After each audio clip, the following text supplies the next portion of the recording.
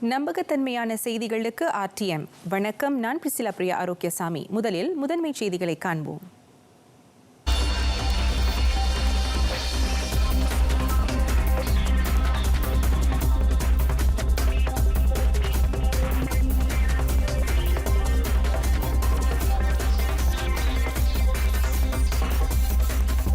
நிபந்தனைகளுடன் கூடிய நடமாட்ட கட்டுப்பாட்டு உத்தரவை அகற்றும் முடிவில் அவசரம் காட்டப்படாது.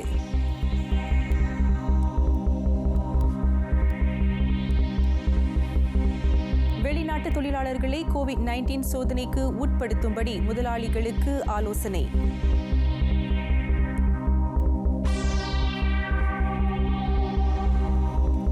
WHO உடனான தொடர்பை முறித்தது அமெரிக்கா.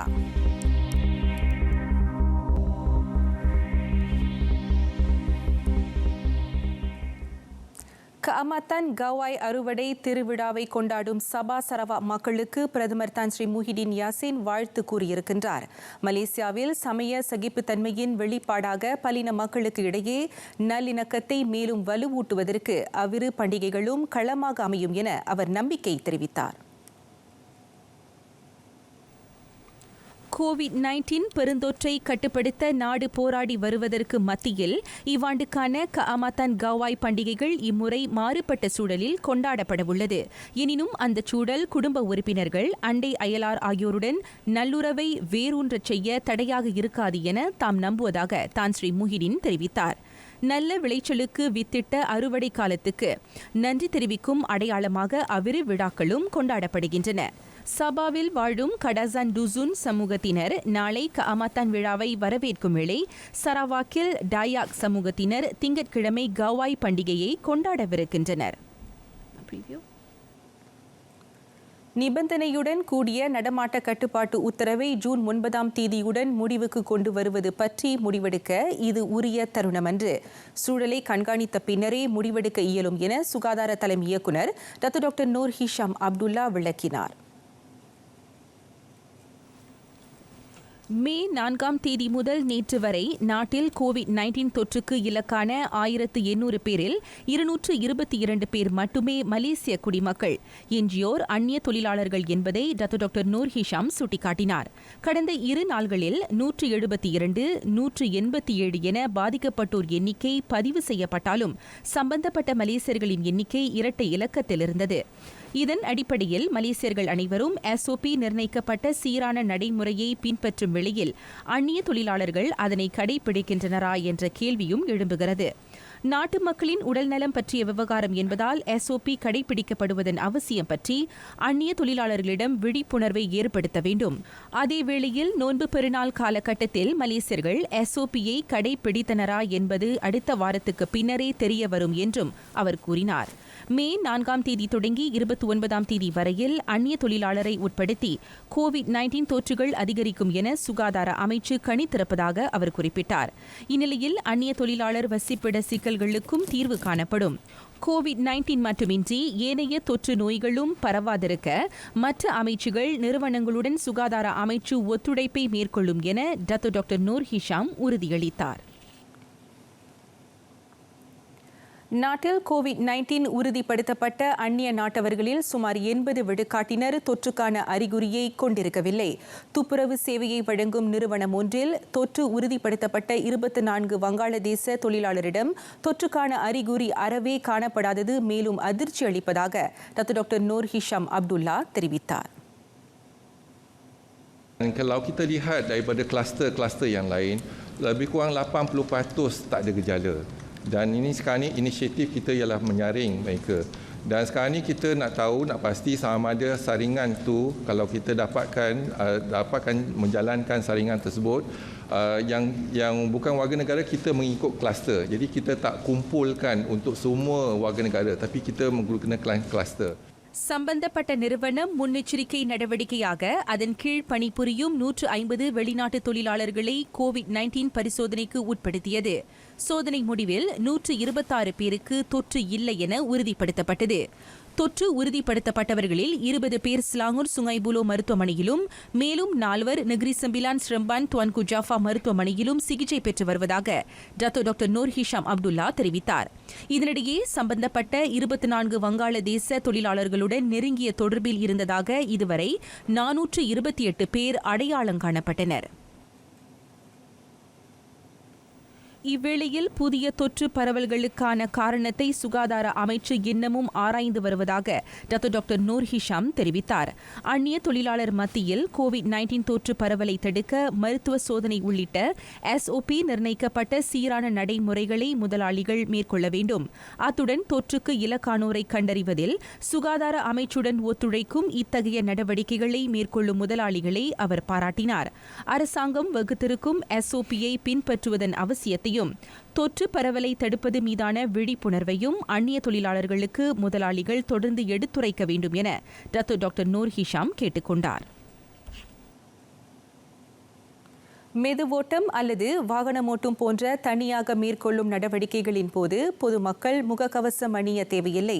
மாறாக மக்கள் அதிகம் கூடும் இடங்களில் இருக்கும் போதும் நோய்வாய்ப்பட்டிருக்கும் போதும் அவர்கள் கட்டாயம் முகக்கவசம் அணிய வேண்டும் என டாக்டர் நூர் ஹிஷாம் அப்துல்லா அறிவுறுத்தினார்.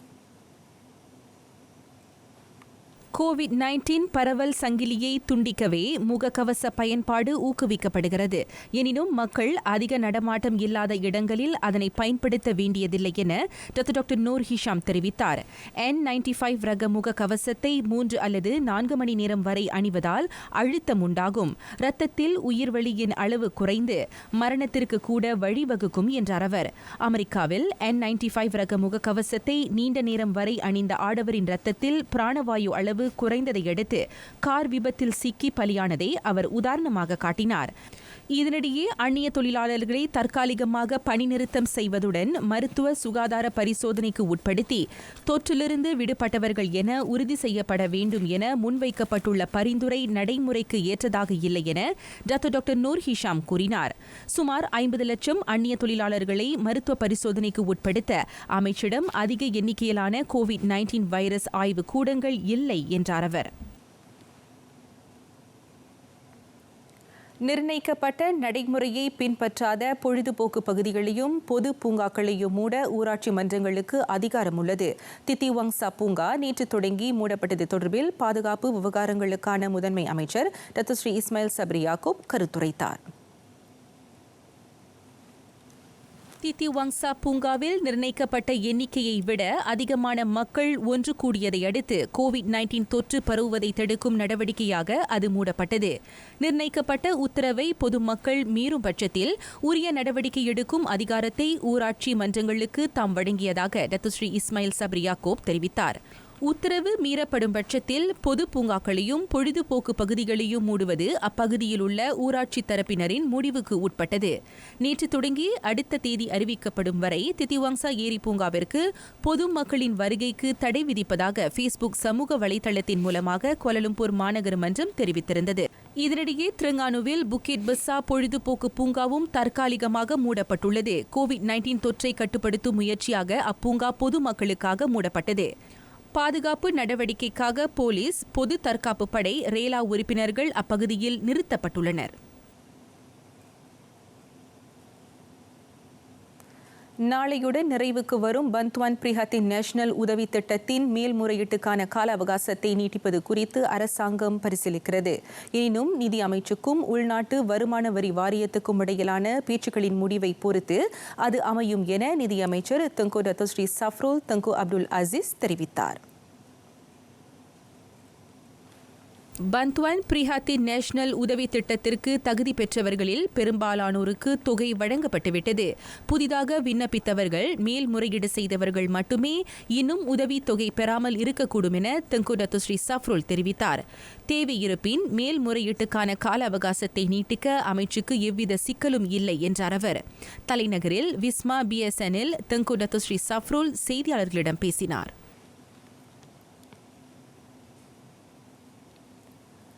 நிபந்தனைகளுடன் கூடிய நடமாட்ட கட்டுப்பாட்டு உத்தரவு நடைமுறையில் இருக்கும் வரை ஸ்லாங்கூரில் வலுவான காரணங்களை கொண்டிருப்போர் மட்டுமே மாநிலம் கடந்து பயணிக்க அனுமதிக்கப்படுவர்.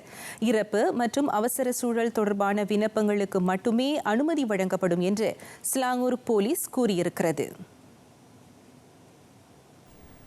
ஸ்லாங்கூரில் நேற்று வரை மாநிலம் கடந்து பயணிக்க 1674 விண்ணப்பங்கள் அங்கீகரிக்கப்பட்டன. மருத்துவ சிகிச்சை, இறப்பு, அவசர சூழல், தொலைவில் வசிக்கும் துணையை சென்று காண்பது ஆகிய காரணங்களை குறிப்பிட்டவர்களின் விண்ணப்பம் மட்டுமே ஏற்றுக்கொள்ளப்பட்டன. பொதுமக்களின் நடமாட்டத்தை கண்காணிக்க இதர மாநிலங்களுக்கு இடையிலான எல்லைப் பகுதியில், குறிப்பாக நுழைவாயில்களில் ஸ்லாங்கூர் போலீஸ் பாதுகாப்பு சோதனை நடவடிக்கைகளை தீவிரப்படுத்தியிருக்கின்றது. அதேவேளை ஹரிராயாவுக்காக அனுமதியின்றி சொந்த ஊர்களுக்கு திரும்பியவர்கள் மீண்டும் ஸ்லாங்கூருக்குள் நுழைவதை முறியடிக்க சில முக்கிய பகுதிகளில் கூடுதல் போலீஸ்காரர்கள் நிறுத்தப்பட்டுள்ளனர். ஸ்லாங்கூரில் இம்மாதம் 22ஆம் தேதியிலிருந்து இதுவரை மாநிலம் கடந்து பயணிக்க வலுவான காரணத்தை தெரிவிக்க தவறியதற்காக 4832 வாகனங்கள் திருப்பிவிடப்பட்டன.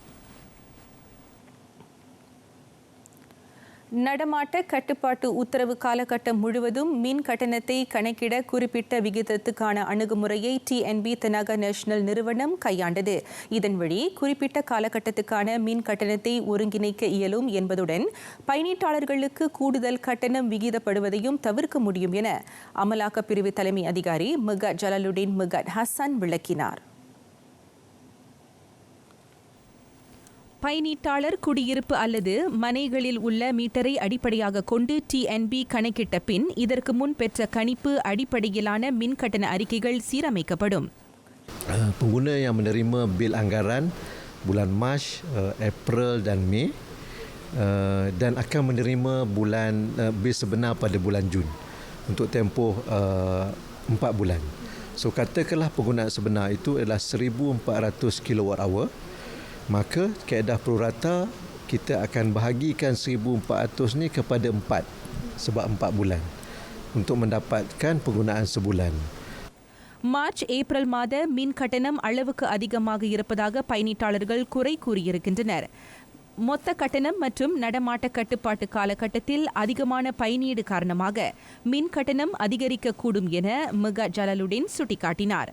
பயணீட்டாளர்களின் சுமையை குறைக்க இவ்வாண்டு டிசம்பர் வரை மின் கட்டணத்தை தவணை முறையில் செலுத்தும் எளிய கட்டணம் செலுத்தும் திட்டத்தையும் TNB அறிமுகப்படுத்தியிருக்கிறது. அதேவேளை செப்டம்பர் 30 வரை கட்டணத்தை தாமதமாக செலுத்தியதற்காக பயணீட்டாளர்களுக்கு கூடுதல் கட்டணம் விதிக்கப்படாது. அத்துடன் ஜூலை 31ஆம் தேதி வரை மின்சார துண்டிப்பும் ஒத்திவைக்கப்பட்டிருக்கிறது. கடந்த பிப்ரவரி 24ஆம் தேதி பிர்சாத்து கட்சி நிரந்தர தலைவர் பதவியில் இருந்து துன் டாக்டர் மகாதீர் முகமது விலகியது கட்சி அமைப்பு விதிகளின்படி சரியானது. ROS சங்கப்பதிவு துறை அதனை அங்கீகரித்திருப்பதாக பிர்சாத்து கட்சி தலைமைச் செயலாளர் டத்துஸ்ரீ ஹம்சா ஜைனுடீன் தெளிவுபடுத்தினார். கடந்த பிப்ரவரி 24ஆம் தேதி துன் டாக்டர் மகாதீர் தாமாகவே பிர்சாத்து கட்சி நிரந்தர தலைவர் பதவியில் இருந்து விலகினார். அதன் பிறகு அவரை தேற்றும் நடவடிக்கையில் கட்சியினர் ஈடுபட்டனர். அதற்கு உடன்பட்ட அவர் நிலைமை சீரடையும் வரை சிறிது காலம் பொறுத்திருக்குமாறு கேட்டுக்கொண்டார். ஆனால் காலம் தாழ்த்தப்பட்டதுடன் சில ஐயங்களும் கருத்து வேறுபாடுகளும் எழுந்தன. எனவே இந்த விவகாரம் தொடர்பான உறுதி கடிதத்தை கட்சியின் நிர்வாக செயலாளர் முகமது சுஹைமி யாஹ்யா ROS-இடமிருந்து பெற்றார் என டத்துஸ்ரீ ஹம்சா விவரித்தார். அதன்படி கட்சி அமைப்பு விதிகளின் அடிப்படையில் பிர்சாத்து தலைவர் தான்ஸ்ரீ முஹிடின் யாசின் கட்சியின் நிரந்தர தலைவராக தற்காலிகமாக பொறுப்பேற்றுள்ளார் என்றும் அவர் தெரிவித்தார். துன் டாக்டர் மகாதீர் இப்போது பிர்சாத்துவின் நிரந்தர தலைவர் மட்டுமல்ல, அடிப்படை உறுப்பினரும் அல்லர் என டத்துஸ்ரீ ஹம்சா தெளிவுபடுத்தினார். இந்நிலையில் பிரதமர் துறையின் சிறப்பு விவகாரங்களுக்கான அமைச்சர் அலுவலகத்தில் நேற்று செய்தியாளர் சந்திப்பு நடைபெறவில்லை. அந்த தகவலை மறுத்த அமைச்சரின் அலுவலகம் அமைச்சர் டத்துஸ்ரீ முகமது ரிட்ஸ்வான் யூசுப் COVID-19 ஐயம் காரணமாக தனிமைப்படுத்தப்பட்டிருப்பதையும் சுட்டிக்காட்டியது. 2020ஆம் ஆண்டுக்கான இளம் ஆய்வாளர்களின் அறிவியல் விழா சில புதிய மாற்றங்களுடன் நடைபெறவிருக்கிறது. தமிழ் பள்ளி மாணவர்களின் படைப்பாற்றலையும் அறிவியல் ஆக்க சிந்தனையையும் ஊக்குவிக்க அஸ்தி அறிவியல் தொழில்நுட்ப புத்தாக்க இயக்கம் கடந்த 13 ஆண்டுகளாக நாடு தழுவிய நிலையில் அப்போட்டியை நடத்தி வருகிறது. இவ்வாண்டுக்கான அறிவியல் விழா 1ஆம் ஆண்டு முதல் 6ஆம் ஆண்டு மாணவர்களை வரை கைமுறை பரிசோதனை திரட்டேடு ஆக்கம் அடிப்படையில் நடத்தப்படவுள்ளது. கோவிட்-19 தொற்று பரவலுக்கு மத்தியில் மாணவர்கள் ஆசிரியர்களின் பாதுகாப்பையும் நலனையும் கருத்தில் கொண்டு மாற்று வழியில் இவ்வாண்டுக்கான போட்டி இல்லிருப்பு அறிவியல் விழாவாக நடைபெறும். இதில் ஆசிரியர்கள் வழங்கும் பரிசோதனைகளையும் பயிற்சிகளையும் மாணவர்கள் வீட்டில் இருந்தவாறே செய்ய ஊக்குவிக்கப்படுகின்றனர். போட்டியில் பங்கேற்கும் மாணவர்களுக்கு நற்சான்றிதழ்களும் வெற்றி பெறும் மாணவர்களுக்கு பதக்கத்துடன் பரிசு தொகையும் வழங்கப்படும். வெற்றியாளர்களை ஆசிரியரே தேர்ந்தெடுப்பார். இம்முறை ஒளிப்பட தொகுப்பு போட்டியும் அறிமுகப்படுத்தப்பட்டுள்ளது. இப்போட்டியில் வெற்றி பெற இல்லிருப்பு அறிவியல் விழா நடவடிக்கைகளை ஒளிப்படம் எடுத்து இன்ஸ்டாகிராம், ஃபேஸ்புக் சமூக வலைதளங்களில் #HLSFYC2020 என குறிப்பிட்டு பதிவேற்றம் செய்ய வேண்டும். முதல் 3 நிலையில் வெற்றி பெறும் பள்ளிகள் முறையே RM1, RM700, RM500 பரிசு தொகை வழங்கப்படும் என்று ஏற்பாட்டுக்குழு அறிவித்தது. இளம் அறிவியல் விழா தொடர்பான மேல் விவரங்களுக்கு nsfyc00@gmail.com எனும் மின்னஞ்சல் முகவரி அல்லது 378778571 அல்லது 378655557 ஆகிய எண்களில் தொடர்பு கொள்ளலாம். ஃபேஸ்புக்கில் அஸ்தி பக்கத்திலும் தொடர்ந்து இடம்பெறும் தகவல்களை சரிபார்க்கும்படி மாணவர்களுக்கு அறிவுறுத்தப்படுகிறது. நிபந்தனைகளுடன் கூடிய நடமாட்ட கட்டுப்பாட்டு உத்தரவு காலகட்டத்தில் வர்த்தக மனைகளால் திரட்டப்படும் தனிநபர் தரவுகளை பாதுகாப்புடன் ஒரே முறையின் கீழ் சேகரிப்பதற்கான நடைமுறையை தொடர்பு பல்லுலக அமைச்சு செயல்படுத்தும். பொதுமக்கள் தங்கள் சுய விவரங்களை வர்த்தக மனைகளிடம் கலக்கமின்றி தெரிவிப்பதை அது உறுதி செய்யும். நிபந்தனைகளுடன் கூடிய நடமாட்ட உத்தரவு கட்டுப்பாட்டு காலகட்டத்தில் செயல்பட அனுமதிக்கப்பட்ட அனைத்து வர்த்தக மனைகளும் வாடிக்கையாளர்களின் பெயர், தேதி, வருகை நேரம், தொலைபேசி எண் போன்ற சுய விவரங்களை பதிவு செய்ய வேண்டும் என விதிக்கப்பட்டிருக்கும் விதியை முழுமையாக பின்பற்ற வேண்டும். இலக்கவியல் அல்லது வழக்கமான பயன்பாட்டிலும் அதற்கான பதிவு நடவடிக்கைகளை அவை மேற்கொள்ளலாம். 1988ஆம் ஆண்டு தொற்று நோய் கட்டுப்பாடு தடுப்பு சட்டத்திற்கு ஏற்ப தொற்றுக்குள்ளானவர்களுடன் நேரடி தொடர்பில் இருந்தவர்களை அடையாளம் காணும் நோக்கத்திற்காக மட்டுமே தனிநபர் தரவுகள் திரட்டப்பட வேண்டும். நிபந்தனைகளுடன் கூடிய நடமாட்ட கட்டுப்பாட்டு உத்தரவு முடிவுக்கு கொண்டு வந்த 6 மாதங்களுக்கு பின்னர் சம்பந்தப்பட்ட வர்த்தக மனைகள் அந்த தரவுகளை முற்றாக அழித்துவிட வேண்டும். மக்களிடமிருந்து உண்மையான சரியான தகவல்களை பெறுவதையும் அவை உறுதி செய்ய வேண்டும். விதிகளை பின்பற்ற தவறும் வர்த்தக மனைகளுக்கு எதிராக 2010ஆம் ஆண்டு தனிநபர் தரவு பாதுகாப்பு சட்டத்தின் கீழ் குற்றம் சாட்டப்படும். குற்றம் நிரூபிக்கப்பட்டால் சம்பந்தப்பட்ட தரப்புக்கு அதிகபட்ச 3 லட்சம் ரிங்கிட் அபராதம் அல்லது 2 ஆண்டுகள் சிறை தண்டனை அல்லது இரண்டுமே விதிக்கப்படலாம். SOP Perintah Kawalan Pergerakan Bersyarat bagi pengangkutan awam. Guna pelitup hidung dan mulut ketika menaiki pengangkutan awam. Amalkan penjarakan sosial dengan jarak selamat sekurang-kurangnya 1 meter ketika berbaris. Amalkan penggunaan cecair pembasmi kuman untuk kebersihan.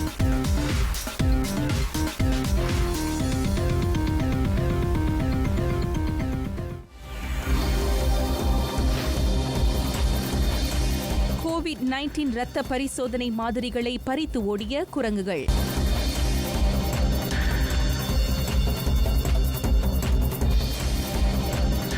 இந்திய வான் போக்குவரத்து அமைச்சுக்கு சவால் விடுக்கும் வெட்டுக்கிளிகள்.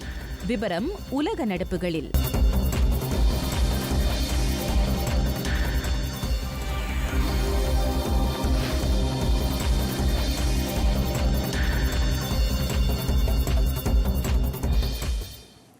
WHO உலக சுகாதார நிறுவனத்துடனான தொடர்பு முறிந்ததாக America அறிவித்திருக்கின்றது. COVID-19 பெருந்தொற்றை கட்டுப்படுத்த தேவைப்படும் மாற்றங்களை கொண்டுவர WHO தவறிவிட்டது. அதன் அடிப்படையில் தாம் இம்முடிவை எடுத்ததாக அதிபர் டொனால்ட் ட்ரம்ப் தெரிவித்தார். உலக பெருந்தொற்றை கையாள்வதில் அந்த உலக அமைப்பு தவறிவிட்டது. சீனாவின் கைப்பாவையாக செயல்பட்டு வரும் WHO ஒரு மாதத்திற்குள் தொற்றை கட்டுப்படுத்த வலுவான நடவடிக்கைகளை எடுக்காவிடில் ஏற்கனவே முடக்கப்பட்ட நிதி நிரந்தரமாக நிறுத்தப்படும் என ட்ரம்ப் கடந்த 10 தினங்களுக்கு முன் அறிவித்தார். அமெரிக்காவின் கோரிக்கைக்கு செவிசாய்த்து உலக சுகாதார நிறுவனம் இதுவரை எந்தவொரு நம்பிக்கையான மாற்றத்தையும் கொண்டு வரவில்லை. எனவே உலக சுகாதார நிறுவனத்துக்காக அமெரிக்கா ஒதுக்கியிருந்த நிதி உலகளவில் அதிமுக்கியமான பொது சுகாதார தேவைகளை பூர்த்தி செய்ய வழங்கப்படும் என ட்ரம்ப் தெரிவித்தார். கோவிட்-19 வைரஸ் பரவலுக்கு காரணமான சீனா உலக நாடுகளுக்கு பதில் கூறியாக வேண்டும். உலக நாடுகளை மீளா நெருக்கடிக்கு தள்ளியிருக்கும் இந்த விவகாரத்தில் சீனா ஒளிவு மறைவின்றி நம்பகத்தன்மையான தகவல்களை வழங்க வேண்டும் என ட்ரம்ப் வலியுறுத்தினார். ஹாங்காங்கிற்கு அமெரிக்கா வழங்கி வந்த சிறப்பு சலுகைகள் சிலவற்றை அகற்றப் போவதாக அதிபர் டொனால்ட் ட்ரம்ப் அறிவித்துள்ளார்.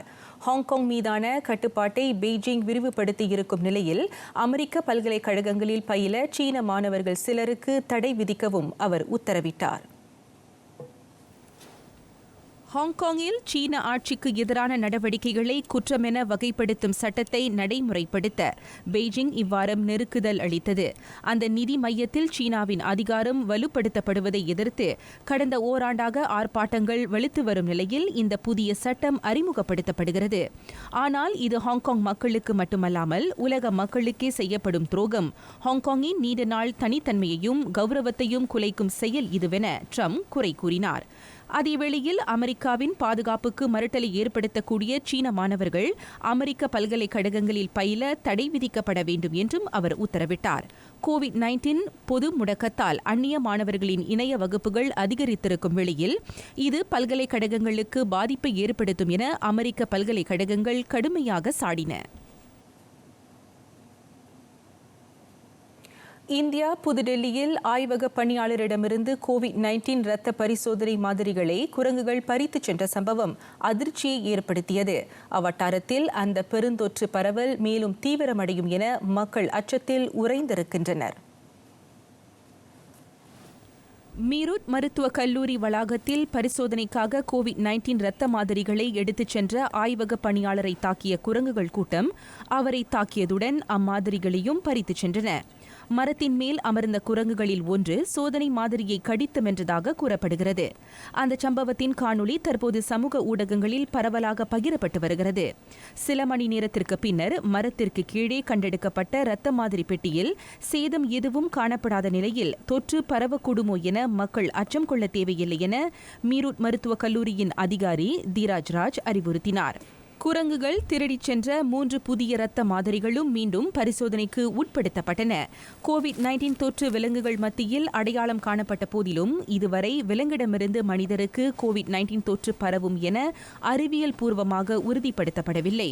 கோவிட்-19 மரண எண்ணிக்கையில் சீனாவை இந்தியா நேற்று மிஞ்சியது. கடந்த 24 மணி நேரத்தில் இந்தியாவில் 4706 பேர் அத்தொற்றால் பலியாயினர்.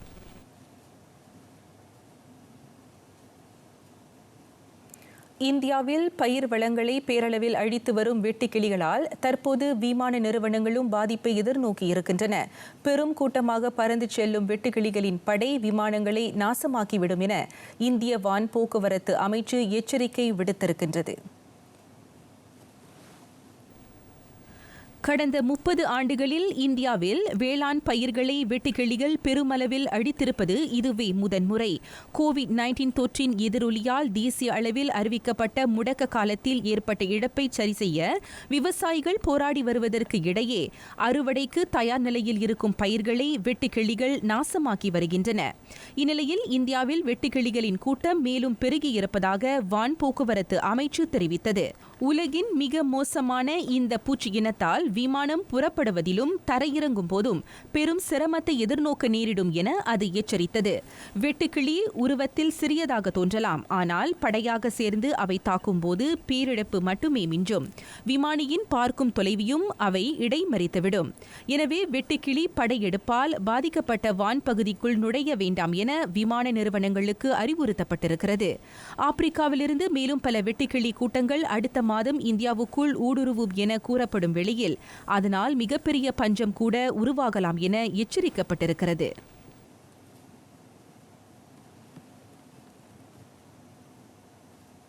ஜெர்மனி பிராங்க்ஃபர்ட் விமான நிலையத்திலிருந்து ஐரோப்பியர்களை ஏற்றியிருந்த முதலாவது பயணிகள் விமானம் சீனாவை நோக்கி பயணமானது. ஐரோப்பாவில் பல வார முடக்க காலத்துக்கு பின்னர் சீனாவுக்கு புறப்பட்ட அந்த விமானத்தில் சுமார் 200 பணியாளர்களுடன் அவர்களது குடும்ப உறுப்பினர்களும் பயணமாகியிருக்கின்றனர். ஜெர்மனியின் மிகப்பெரிய விமான நிலையமான பிராங்க்ஃபர்ட் வழக்கத்தை விட இன்று கூடுதல் பரபரப்பாக காணப்பட்டது.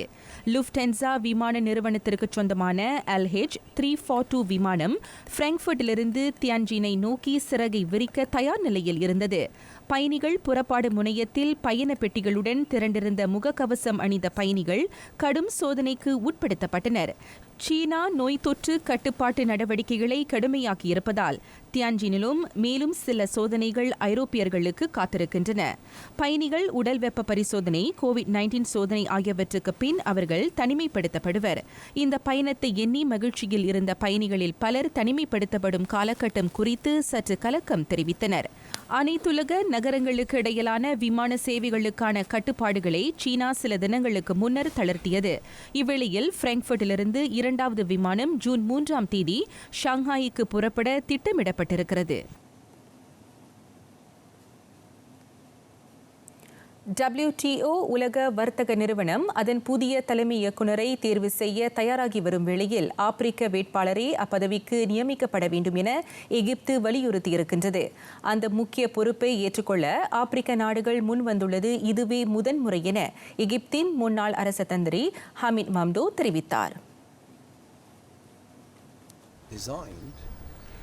ஆப்பிரிக்க நாடுகளைச் சேர்ந்த ஒருவரே அடுத்த WTOவுக்கு தலைமையேற்க வேண்டும் என ஆப்பிரிக்க ஒன்றியம் கடந்த ஆண்டு ஜூலையில் முடிவு செய்தது. இது ஒரு வலுவான உணர்வு என 20 ஆண்டுகளுக்கும் மேலாக WTO அமைப்பில் உயர் பொறுப்பை வகித்து வரும் 67 வயது ஹமீத் மம்டோ தெரிவித்தார். ஆப்பிரிக்கா இதற்கு முன்னர் அப்பொறுப்பை வகித்ததில்லை. இதர அனைத்து வட்டார நாடுகள் அப்பொறுப்பில் அமர்ந்துவிட்டன. எனவே இம்முறை அப்பொறுப்பை ஆப்பிரிக்கா தான் ஏற்க வேண்டும் என அவர் வலியுறுத்தினார்.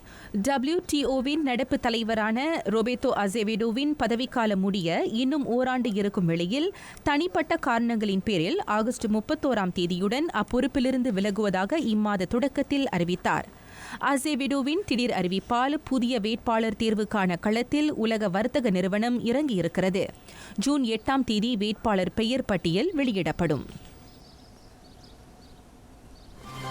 Sepanjang tempoh Perintah Kawalan Pergerakan, SOP di tempat kerja perlu dipatuhi. Suhu badan pekerja perlu diperiksa setiap hari. Jaga kebersihan ruang kerja. Elak bersentuhan. Amalkan penjarakan sosial.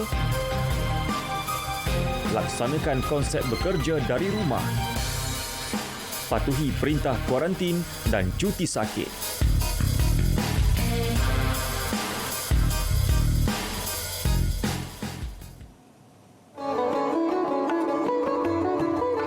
சொல்வதை மறுக்க உங்களுக்கு உரிமையுண்டு, ஆனால் என்னை பேசாதே என்று கூறுவதற்கு உரிமை இல்லை என கருத்து சுதந்திரத்தை பற்றி வலியுறுத்துகிறார் தந்தை பெரியார். இரவு மணி 7:30க்கு TV2லும் மை ஃப்ரீவியூ அலைவரிசை 123லும் தமிழ்ச் செய்தியை கொண்டு வருகிறோம். மீண்டும் சந்திப்போம்.